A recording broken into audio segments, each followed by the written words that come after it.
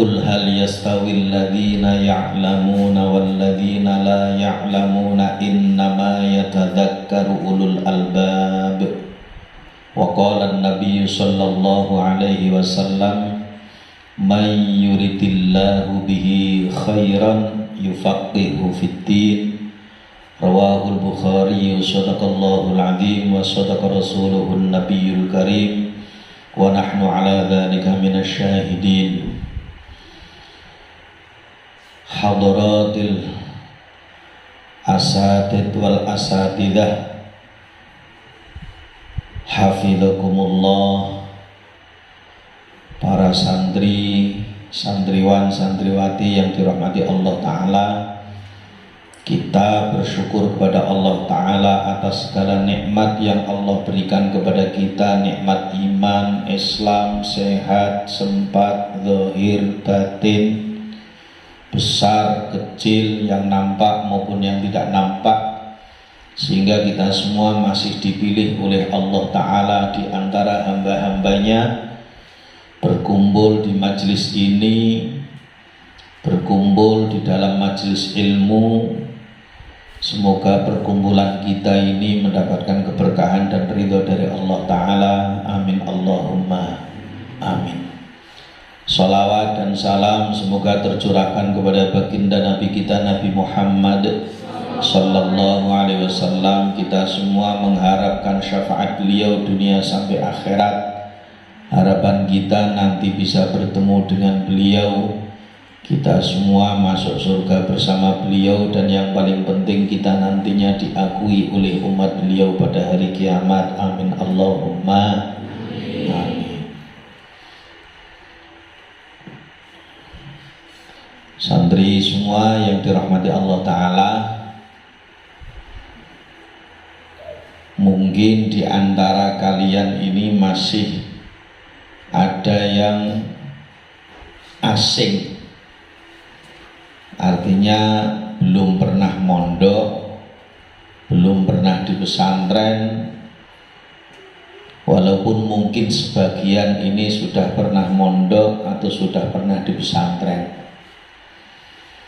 Maka pada malam hari ini kita ini duduk di dalam suasana yang berbeda. Tapi ingat, sebenarnya kita ini dipilih oleh Allah Ta'ala di antara hamba-hambanya menjadi orang yang berada di dalam suasana yang mulia.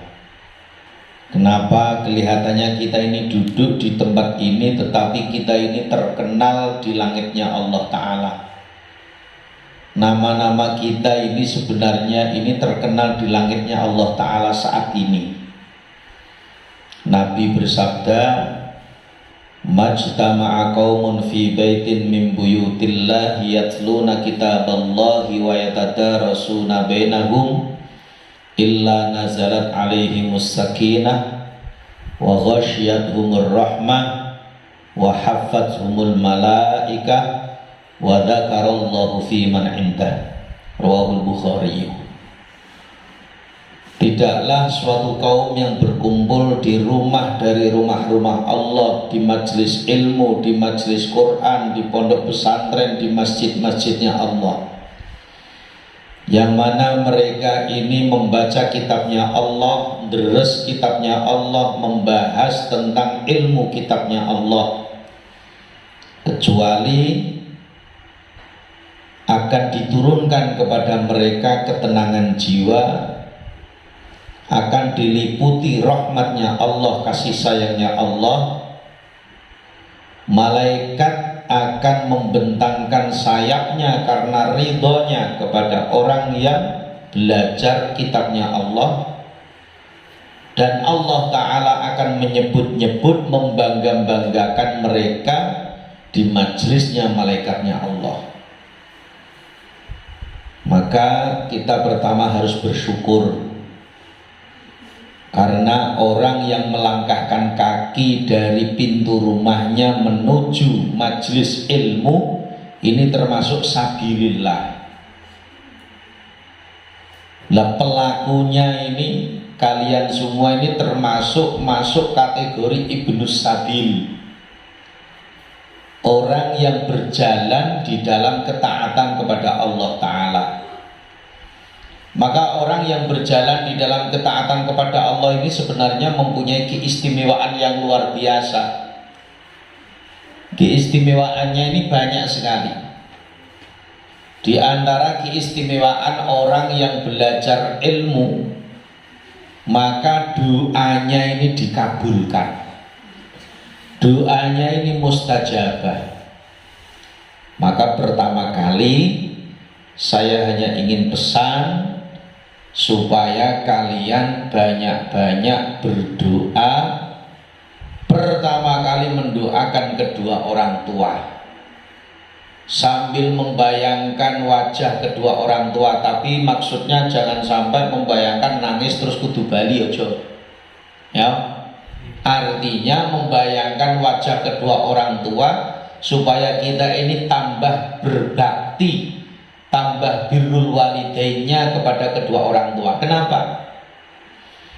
Kita ini tidak akan bisa membalas budi baik kedua orang tua kita walaupun kita balas dengan dunia seisinya. Tidak akan bisa. Wudu dulu, Kang. Wudurien, gak antuk. Wudurien. Ayo. Sing putri sapa sing ngantuk? Ana sing ngantuk ora? Wudu dulu. Pokoknya sing ngantuk wudu. Pokoknya jam ketika ini jangan ngantuk. Nanti lama kelamaan kalau kita biasa ndak ngantuk, insya Allah tidak akan ngantuk. Pokoknya satu, di majelis, terutama majelis saya, ndak boleh ada yang ngantuk. Santri putra di majelis khutbah ndak boleh ada yang ngantuk. Kalau nanti udah di sini, jam saya kok ngantuk, berdiri. Berdiri ini supaya ndak ngantuk. Tadi sampai mana? Birrul walidain. Jadi kita ini membalas budi baik kedua orang tua itu tidak akan bisa dengan dunia seisinya. Maka di antara balas budi baik kedua orang tua kita ini menyenangkan hatinya. Orang tua menitipkan pasrah di pondok sini, ini sebenarnya menginginkan supaya kita semua menjadi anak yang solihah, berbakti kepada kedua orang tua, hormat kepada guru, bermanfaat dunia akhirat sehingga bisa mikul dhuwur mendem jeruk, sehingga target kita semua tidak hanya kumpul di dunia tapi kumpul sampai nanti di surganya Allah Ta'ala. Amin Allahumma amin. Targetnya itu. Jadi gak muluk-muluk. Dan kita di pondok ini terutama belajar semua ilmu. Nah ini saya jadwalnya ini bidang Quran. Mungkin barangkali sebelum di sini ada yang sudah belajar Quran. Tapi nanti jangan kaget ketika kita belajar yang mulai dari nol. Seperti pom bensin, pokoknya mulai dari nol. Supaya apa? Kita nanti kedepannya itu lebih enak.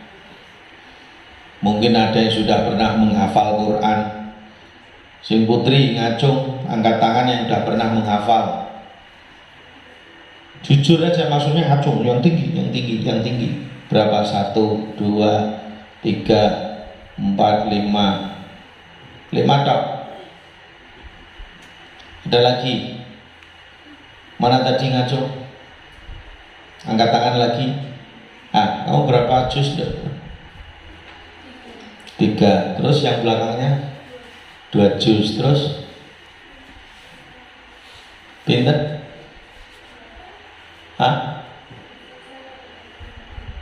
Kak krungu. Pinter? Tekrar lagi. Terus ada lagi.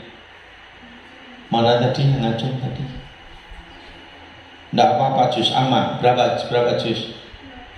2 juz. Yang putra? Ada yang pernah menghafal Quran? Belum? Pinten kan? 3. Ada lagi?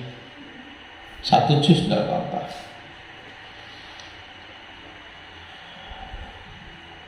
Jadi belajar Quran ini sebenarnya dikatakan mudah ya tidak mudah, tidak mudah juga mudah.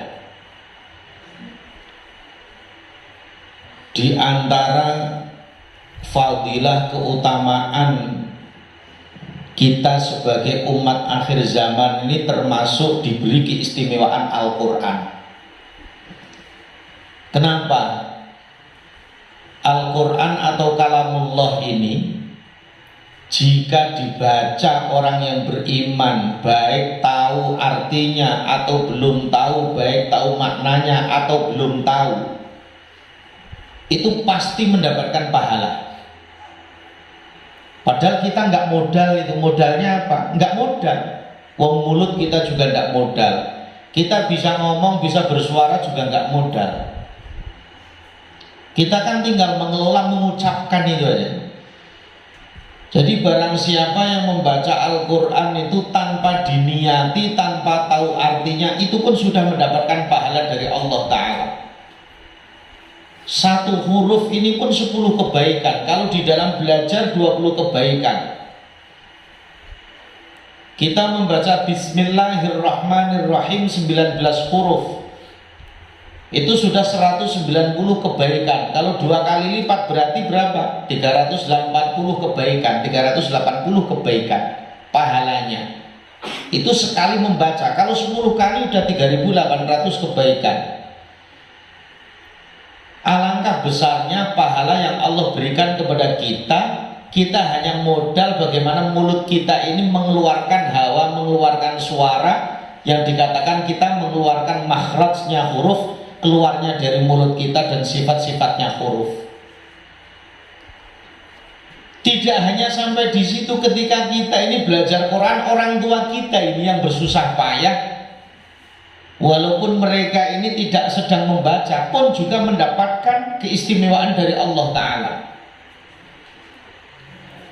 Ada sebuah hadis baginda Nabi Sallallahu Alaihi Wasallam bersabda, "Man qara'al Qur'ana wa 'amila bima fihi ulbisa walidahu tajan yaumal qiyamati dawuhu ahsanu min dawi syamsi fi buyutid dunya law kanat fikum fama dhannukum billadhi 'amila bihadza." Rawahul Bukhari. Sapa wangi sing maca Quran, barang siapa yang membaca Quran, belajar Quran, mengamalkan Quran, maka nanti kedua orang tuanya pada hari kiamat akan diberi mahkota oleh Allah Ta'ala yang sinarnya lebih indah, lebih elok daripada sinar matahari. Apabila diletakkan di rumah kalian di dunia ini, bagaimana perkiraan kalian orang yang mengamalkan Quran itu sendiri? Itu termasuk salah satu hadiah kita kepada kedua orang tua kita yang sudah bersusah payah memelihara kita, mendidik kita, ngopeni kita, menafkahi kita sejak kita bayi ini sampai saat ini. Bahkan barang siapa di antara keluarga yang hafal Quran, salah satu nanti akan bisa memberikan syafaat 10 keluarganya hafal Quran. Nah, cuma di dalam belajar Quran itu kita perlu kesabaran. Nanti awal kita mulai dengan Fatihah dan Tahiyyat untuk melemaskan lisan kita. Baru surat-surat juz amma kita harus semangat. Jangan sampai kita ini bosan. Karena belajar Quran itu tidak ada ruginya. Ada 2 perkataan jika diucapkan manusia yang beriman itu, 1 kalamullah Quran, yang kedua sholawat, pasti mendapatkan pahala. Maka itu setiap kita ini mengucapkan lafaz Quran itu pasti ada pahalanya. Berapa banyak orang yang menggunakan mulutnya ini sama-sama mengeluarkan makhraj, mengeluarkan huruf, mengeluarkan hawa dari mulutnya, tapi tidak mendapatkan pahala. Tapi kita ini dipilih oleh Allah belajar di dalam tempat majlis yang mana di situ untuk mempelajari Al-Quran. Maka belajar Quran satu perlu keistiqomahan. Kita belajar istiqomah. Istiqomah ini luar biasa. Jika kita itu terus, maka akan mendapatkan keramat, akan mendapatkan kemuliaan dari Allah. Yang kedua, kita harus belajar sabar. Yang ketiga, kita harus belajar syafaqah, lemah lembut. Hati kita ini harus kita tata. Yang keempat, kita harus belajar ikhlas. Jadi di dalam mempelajari Al-Quran, kita ini memerlukan keistiqomahan. Bagi yang sudah menghafal, nanti ketika kita ini sudah mulai belajar, mungkin yang kemarin tadi sudah ada yang menghafal, itu pun juga harus menyesuaikan. Artinya belajar Quran ini kan memerlukan beberapa ilmu, memerlukan beberapa pengetahuan yang sesuai dengan kaidah-kaidah.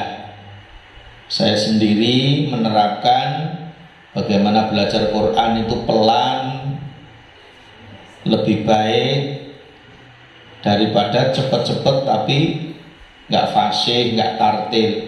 Itu lebih baik pelan, tartil, fasih, sehingga nanti jadinya itu menjadi baik. Apalagi yang sudah terjun menghafal. Target utama di sini semua yang mondok di sini, target utama nanti pokoknya juz ammah sama 7 surat penting.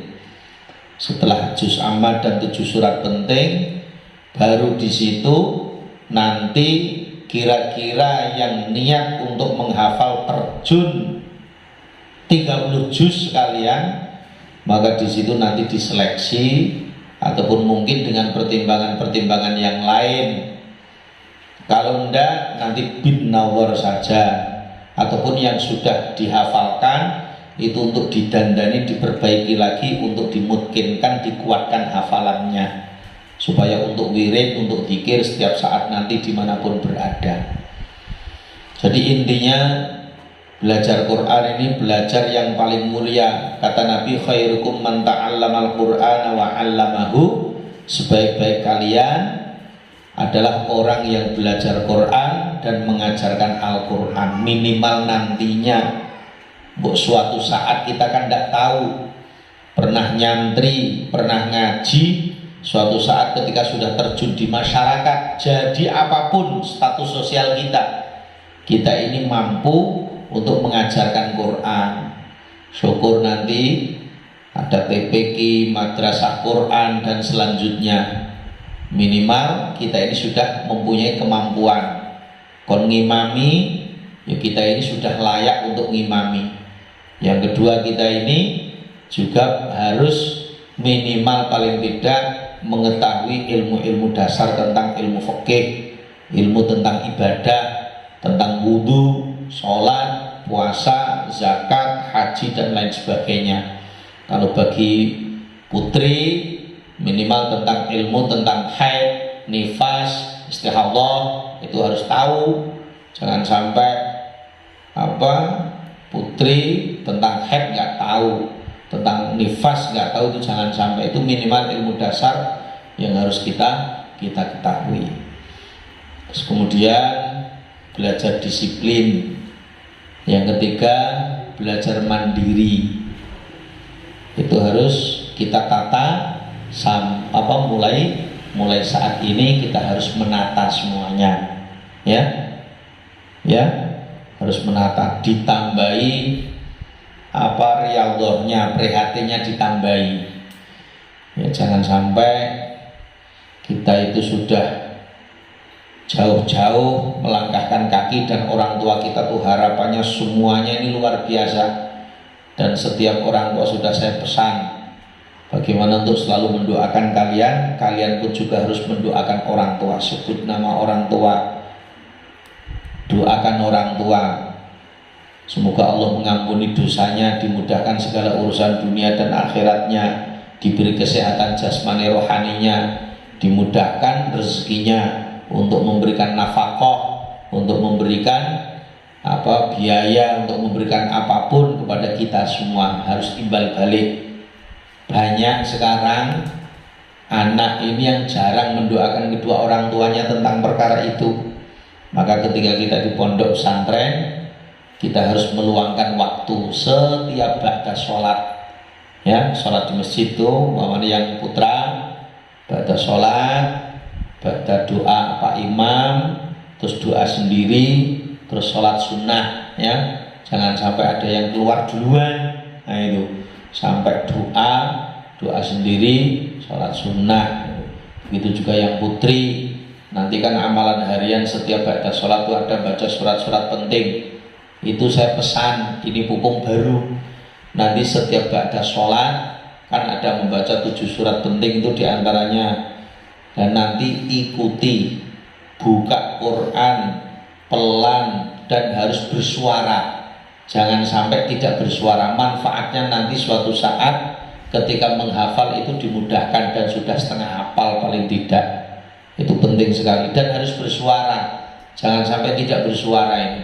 Nanti yang putra juga sama. Setiap baca sholat 5 waktu itu nanti ada baca 7 surat penting amalan-amalan bareng-bareng, itu diikuti semuanya, ya. Tuh, terus kemudian mungkin itu tadi saya masih melihat ini karena baru, tidak apa-apa, maklum. Kalau keluar masuk WC, nyalakan lampu, matikan lampu lagi kalau keluar. Nah itu. Terus kemudian ya itu nanti tentang ketertiban. Siapa? Ketertiban siapa? Bagiannya siapa? Oh ya itu nanti disampaikan. Kalau ada permasalahan apapun langsung kepada pengurus, ya. Sampaikan, jangan sampai disimpan sendiri, ya. Kalau ada masalah, umpamanya, aduh, gimana saya kok ingat ibu saya kok kepingin jaluk kelon ibu saya, gimana ini, ya. Itu nanti sampaikan pengurus, ya. Si anu sing kepingin dikelon ibu nih, mana orang? Mana ngacung? Sing lanang wis saya pengen dikelon ibu nih, naik, Enggak, ya udah, berarti harus disape, ya. Itu. Jadi nanti kalau ada apa-apa tolong sampaikan ke pengurus, ke ustadz, ustadzah gitu, ya. Terus kemudian kalau meletakkan uang bagi yang uang itu jangan sembarang, harus yang primpen, ya. Yang primpen kalau bisa jangan pegang uang, uangnya dititipkan ke pengurus, jangan pegang sendiri. Nanti setiap hari minta, setiap hari minta itu lebih baik, lebih bagus gitu. Jadi harus kita latihan primpen itu apa, setiti. Nah, harus disiplin sendiri, latihan disiplin itu, termasuk barang-barang apapun. Nah bagi santri putra agak betah sedikit. Ini mungkin mulai besok mau bersih-bersih tempat sementara, tak taruh di kandang situ dulu, ya. Nah itu nggak apa-apa, nanti tak bersihkan, agak tak rapikan itu, nanti yang baru di situ semua aja dulu. Nanti biar nggak campur sama yang lama di situ juga panas. Nah tapi kalau tidurnya bebas, tidurnya itu mau di masjid juga tidak apa-apa, malah bagus. Artinya nanti bisa bangun, nah itu bangun sebelum subuh dan lain sebagainya, bawa kasur, nanti habis itu kasurnya bawa lagi, itu tidak apa-apa, fleksibel, ya. Bagi yang putra kan kasurnya nanti dapat satu-satu, ini kasurnya ada yang kurang, nanti yang lama ngalah, kasih duluan, itu yang baru-baru kasih kasurnya aja dulu. Tadi kurang itu karena prediksinya itu 35 malah dapat 40 itu. Nanti yang baru-baru bawa kasur umpamanya di masjid atau di serambi dimanapun itu ya pakai adab-adab tidur. Nanti biar ustadz siapa nanti yang mengajarkan adab-adab tidur di masjid, kita harus pakai adab. Jadi tidur itu kalau pakai adab dapat pahala, tapi kalau tidur nggak pakai adab nggak dapat pahala, hanya dapat ngorok tok. Tapi kalau tidur di masjid pakai adab dapat pahala, nanti bisa bangun malam, subuh mesti jamaah, itu paling penting, ya.